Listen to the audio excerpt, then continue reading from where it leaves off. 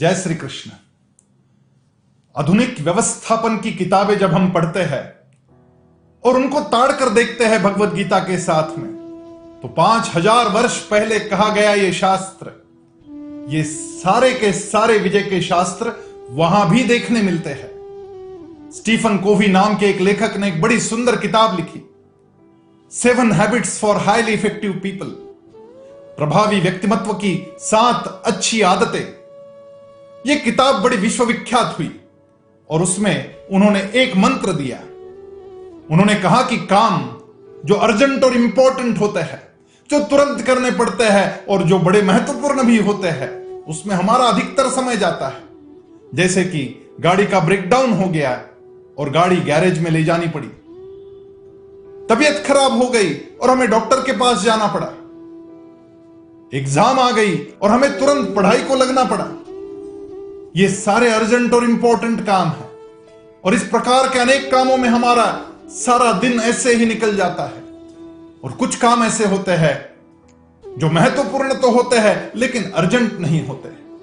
जैसे व्यायाम करना महत्वपूर्ण तो है लेकिन आज ही करना चाहिए, ऐसा थोड़ी ना है। तो हम ऐसे कामों को अगले दिन पे ढकेलते रहते हैं। गाड़ी की रूटीन सर्विसिंग कराना, जब हम रूटीन सर्विसिंग नहीं कराते तब ब्रेकडाउन होता है।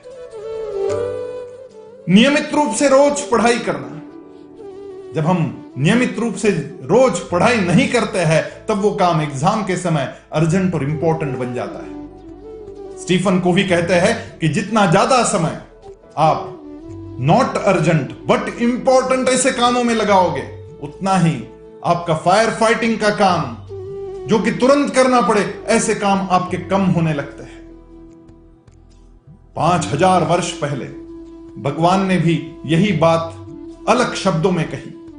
भगवान कहते हैं, यत्तद अग्रे विषमिव परिणामे मृतोपमम तत्सुखम सात्विकम प्रोक्तम आत्मबुद्धि प्रसादजम।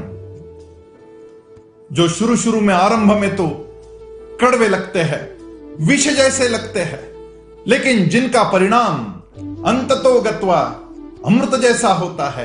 यत्तद अग्रे विषमिव परिणामे मृतोपमम, परिणाम अमृत जैसा होता है। ऐसे सारे काम आत्मा और बुद्धि को प्रकाशित करने वाले होते हैं। एक छोटा बच्चा था, उसे क्रिकेट खेलने का बड़ा शौक था। तो पिताजी ने सोचा कि इसको क्रिकेट खेलने भेजते हैं। क्रिकेट का कोचिंग आरंभ हुआ। जब स्कूल खत्म हो जाती थी तो बड़े भाई साहब उस छोटे बच्चे को क्रिकेट के मैदान पर पहुंचा कर आते थे।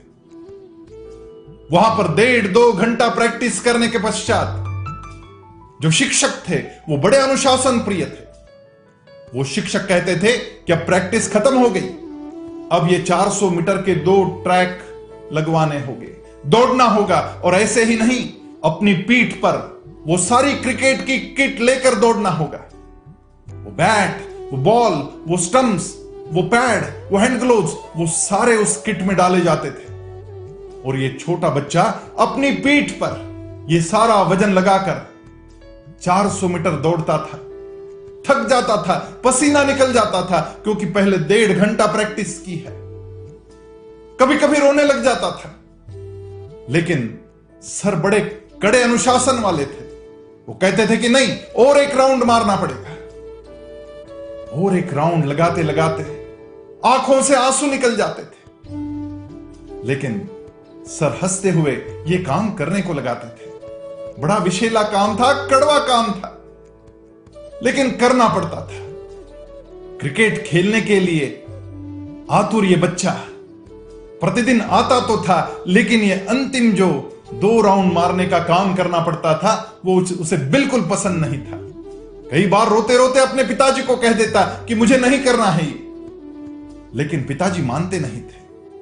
वापस जब घर आना होता था तो गाड़ी नहीं होती थी, किसी बस में या किसी लोकल में आना पड़ता था, खड़े खड़े आना पड़ता था।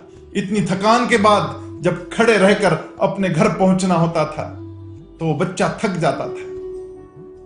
लेकिन आरंभ में कड़वा लगने वाला ये काम जब वो करता रहा तो एक बहुत अच्छा क्रिकेटर हमें देखने मिला जिसका नाम है सचिन तेंदुलकर।